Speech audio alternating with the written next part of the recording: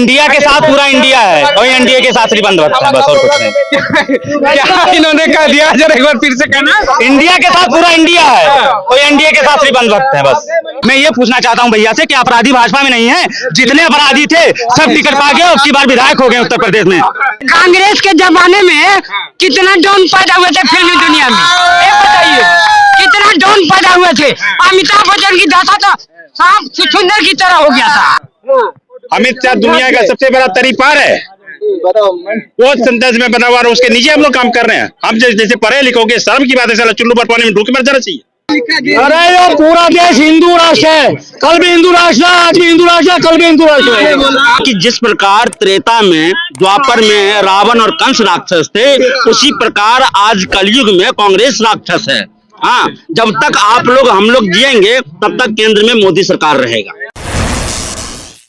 आप बताइए, इंडिया और एनडीए को लेकर जो विवाद है कि स्पेशल 26 इंडिया जीत रही है, इंडिया के साथ पूरा इंडिया है, इंडिया के साथ पूरा इंडिया है और एनडीए के साथ श्रीबंद भक्त है, बस और कुछ नहीं।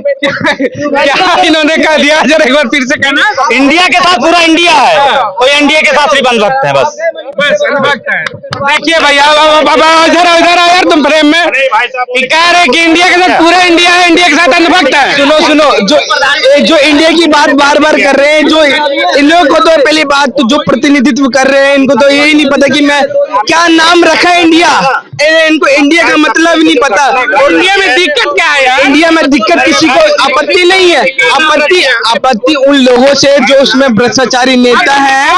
नाम पे क्यों विरोध हो रहा है? आपत्ति उन लोगों से जो उसके अंदर भ्रष्टाचारी नेता है और वे नेगेटिव ऑर्थोडॉक्स विचार। अच्छा, उनमें भ्रष्टाचारी है, क्लियर हो? हाँ, क्लियर है। 38 पार्टियों में कोई भ्रष्टाचारी नहीं है ना? भ्रष्टाचारी है, लेकिन इतने अजीत पवार कुछ नहीं है। सुनो, भ्रष्टाचार का आरोप था उनपे। सुनो, लिस्ट दिखाओ लिस्ट। यार, भ्रष्टाचारी तो हर पार्टी में है ना, फिर आरोप क्यों लगा? उत्तर प्रदेश में कहा जाता है कि अपराध मुक्त उत्तर प्रदेश है, गुंडा मुक्त अपराध मुक्त है।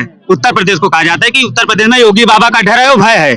अभी तकरीबन 3 से 4 महीना पहले एक भोलू सिंह की सरेआम हत्या होती है और उसको कराने वाला सरेआम विधायक होता है और कुछ नहीं हुआ, 2 दिन न्यूज में चला। उसके क्यों नहीं लगेगी? जब भोलू सिंह को नहीं, जो गलत होगा उसमें गोली लगेगी। उत्तर प्रदेश के अंदर जो भी रहेगा, जो बदमाश होगा, जो भी होगा, उसके अंदर गोली लगेगी।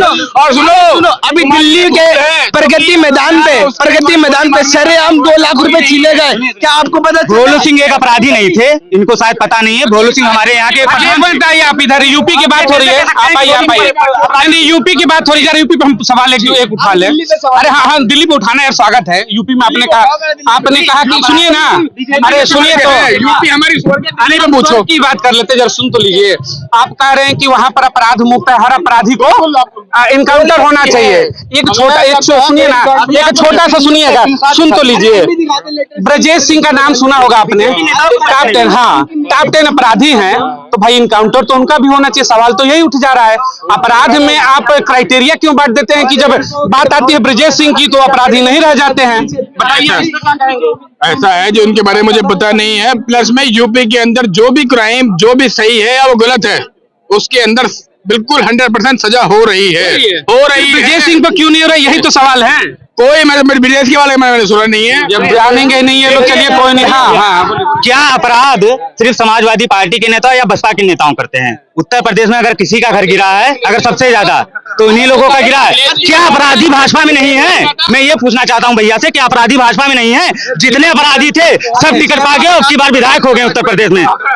जितने विधायक थे हमारे, तो वॉशिंग मशीन का आरोप लगा रहे हैं। ये जी अपराधी की बात कर रहे हैं।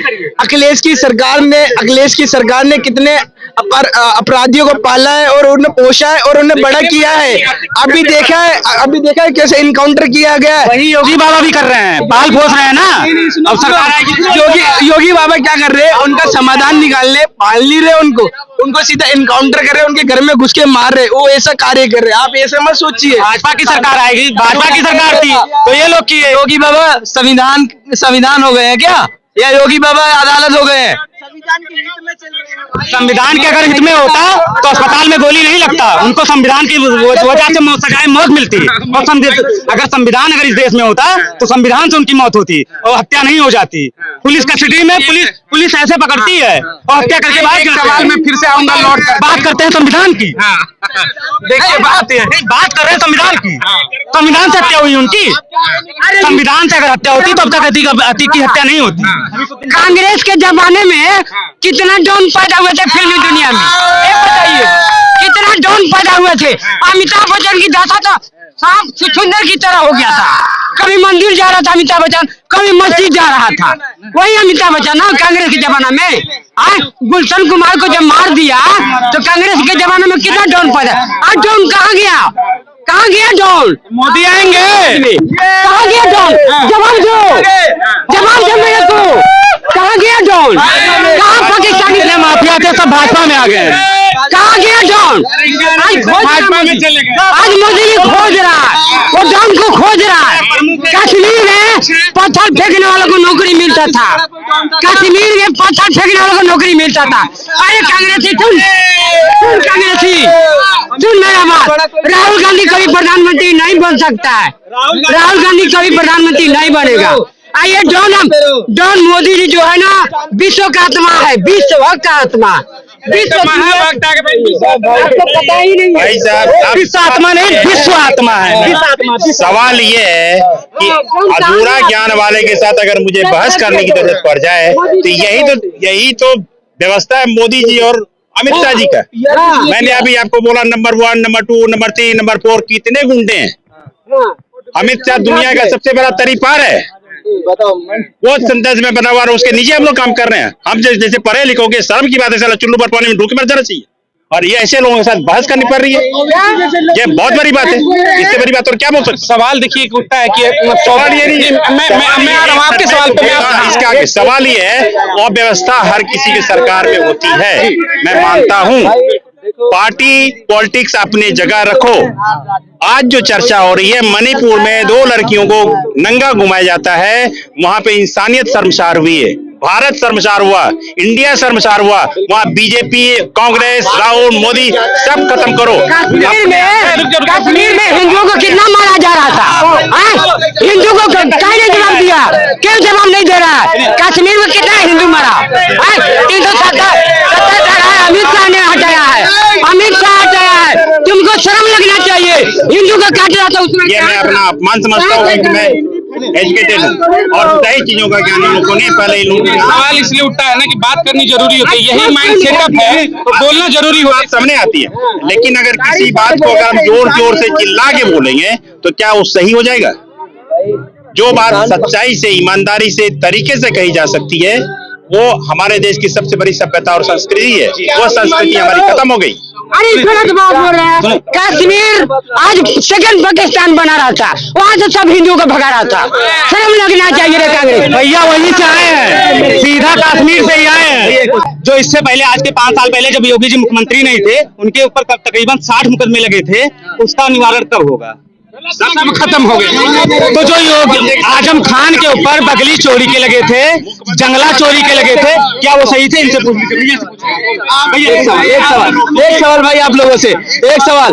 पूरे इंडिया में भाई हिंदू कितने प्रतिशत है और मुसलमान कितने प्रतिशत है? वो बात कर रहे थे ना हिंदू मुस्लिम पे। हिंदुओं का है, कहाँ खो रहा तू?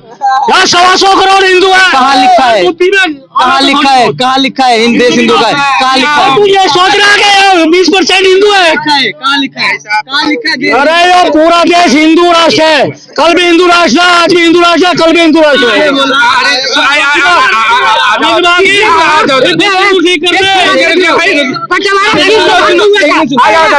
बंटवारा 20,000 को गया, बता दे मेरे को। पढ़ा लिखा है ना? पढ़ा लिखा है ना? कितना पढ़ा है? तुम बताओ कितना परसेंट हिंदू है? कितना परसेंट हिंदू है? हिंदू मुसलमान के आधार पर बंटवारा हुआ था ना। समाज पढ़ा लिखा नहीं है, बेवकूफ है तुम। पढ़ा लिखा है हिंदू और मुस्लिम के आधार पर पाकिस्तान मुस्लिम देश रहेगा। चलिए एक बात बताइए, आपने कहा हिंदू राष्ट्र को लेकर सवाल आपने उठा दिया, एक सवाल ये उठ जाता है, देश में संवैधानिक प्रक्रियाएं हैं, संविधान की जब बात करते तो धर्मनिरपेक्ष आता है, धर्मनिरपेक्ष देश की व्याख्या की गई संविधान के अंदर। तो क्या जो आप लोग कह रहे हैं कि हिंदुत्व है, हिंदू राष्ट्र है, ये क्या चरितार्थ हो सकता है क्या? यार सारा का सारा कानून के दायरे में चलता है, हिसाब से चलता है। मोदी जी है तो मुमकिन है, नहीं तो कुछ नहीं है। फिर जो करते हैं सही करते हैं, कानून के दायरे में है, संविधान के दायरे में करते हैं। उन लोगों को दिक्कत है जिनकी कल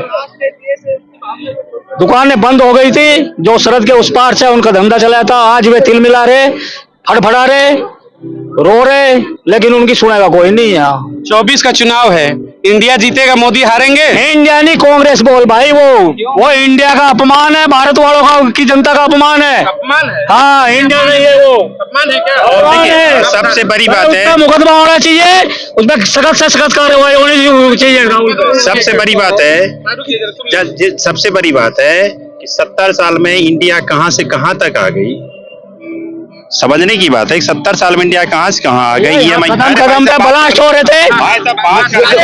सुनने में मैं बता रहा हूँ, जवाब तो ले लो, जवाब तो ले लो। 70 सालों में इंडिया कहां से कहां आ गई, अब ये 9 सालों में इंडिया कहां से कहां आ गई। कंपैरिजन कर लो बस, कहाँ पहुँच गया। कंपैरिजन कर लो, उसके समझ में आ जाएगा। जितना भारत में बना वहाँ कहीं बना है? पहले बिना रोडे का ये 70 साल और 9 साल की विकास करते हैं, 70 साल और 9 साल की बातें करते हैं। मैं ये नहीं कह रहा 70 साल में भी विकास हुआ है, लेकिन उतना विकास नहीं हो पाया है जितना 9 साल में विकास हो गया है। क्या करें? मैं ये कह रहा हूँ कि जिस प्रकार त्रेता में, द्वापर में रावण और कंस राक्षस थे, उसी प्रकार आज कलयुग में कांग्रेस राक्षस है। हाँ, जब तक आप लोग हम लोग जिएंगे तब तक केंद्र में मोदी सरकार रहेगा।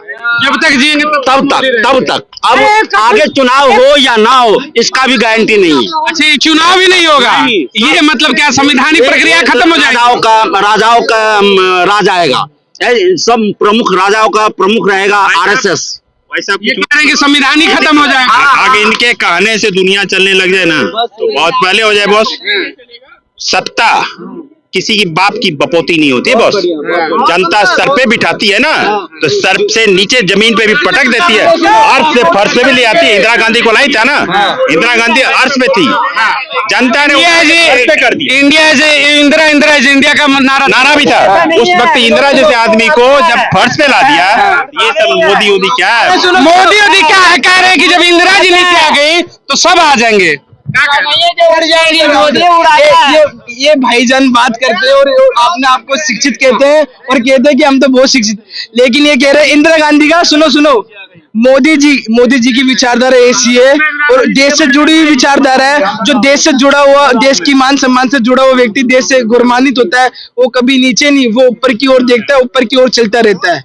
उसकी विचारधारा ऐसी है। और जो इन भाई की विचारधारा दिख रही है वो ऑर्थोडॉक्स, और इनसे पूछ ले कहाँ से है। आपके समर्थक ही तो कह रहे हैं कि देश का आखिरी चुनाव है, संविधान ही खत्म हो जाएगा, तो राजतंत्र आएगा। राजतंत्र आएगा क्या? राजतंत्र आ जाएगा, अब तो चुनाव ही नहीं होगा। वो तो कह रहे हैं, वो जो कह के चले गए, मगर 2024 में मोदी जी के अलावा कोई चेहरा हमारे को अच्छा लगता ही नहीं। इंडिया ने ऑप्शन दे दिया ना कि इंडिया बनकर आ रहे हैं स्पेशल 26। अपना घर में नाम बदलने से अगर बांसी कोई चीज होती है ना, उसके ऊपर नया प्रोजेक्ट लगा के बोल दिया, लॉन्च कर दिया जाए कि ये नई चीज हो गई, तो वो तो होगी। मोदी जी वाला भाषण बोल रहे हो दिन का कि पुरानी आइटम है, पैकिंग नहीं है। ना पुरानी आइटम वाली बात है। जो मैं बता रहा हूँ, हमें मोदी जी और योगी जी के अलावा कोई चेहरा अच्छा लगता नहीं है। और 2024 से 400 सीटें पार आ रहे हैं और कोई रोकने वाला नहीं है, और विपक्ष के अंदर कोई धूला बचा नहीं है। अब इंडिया हारेगा, मोदी जीतेंगे। इंडिया तो अंग्रेजों का दिया हुआ नाम है, हम तो भारतीय है। अगर भारतीय नाम रखा होता तो मानते ना। इंडियन तो अंग्रेजों का दिया हुआ नाम है। कह रहे हैं कि भारत बोलो, इंडिया काहे बोलते हो? तो इंडिया खेलो, इंडिया स्टार्टअप, तमाम ऐसे योजनाएं हैं सरकार चलाती है। और इंडियन करेंसी तक हम कहते हैं, भारत में जाते तो कहते हैं कि इंडिया से आए हैं। फिर ये करे काहे इंडिया करे, भारत का तो नाम बदल दिया। क्यों इसका इंडिया नाम क्यों रख लिया? मोदी जी बदल दिया। मोदी जी क्यों बदलेगा? इंडिया कौन बदलेगा? हम थोड़ी क्यों रखेगा? इंडिया नाम क्यों रखा इसका? गलत है। गलत है।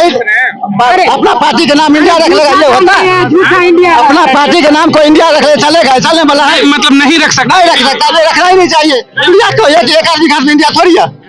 तमाम ये लोग थे 24 को चुनाव को लेकर जब बातें उठ रही हैं कि क्या इंडिया और एनडीए की लड़ाई है, जो स्पेशल 26 और स्पेशल 38 की लड़ाई है, गठबंधन और महागठबंधन की लड़ाई है। तो पब्लिक की अपनी अपनी ओपिनियन है आप अपनी प्रतिक्रिया जरूर करिएगा कि स्पेशल 26 जो इंडिया के रूप में आ रही है, तो इंडिया का रिजल्ट क्या होगा, एनडीए का रिजल्ट क्या होगा कि एनडीए में भी 38 से ज्यादा दल जुड़े हुए हैं और तमाम ऐसे चेहरे भी हैं जिनके ऊपर भ्रष्टाचार का आरोप है। वहीं जब दूसरी तरफ बात करते हैं इंडिया की, तो उसमें भी जो 26 दल है उसमें भी भ्रष्टाचार के ऐसे तमाम आरोप आपको चेहरे दिख जाएंगे। तो दोनों दल में काले चेहरे तो बैठे हैं, जनता किस ओर जाएगी, अपना निर्णय क्या देगी, 24 में सत्ता शासन किसके हाथ लगेगा, जनता ही फैसला करेगी।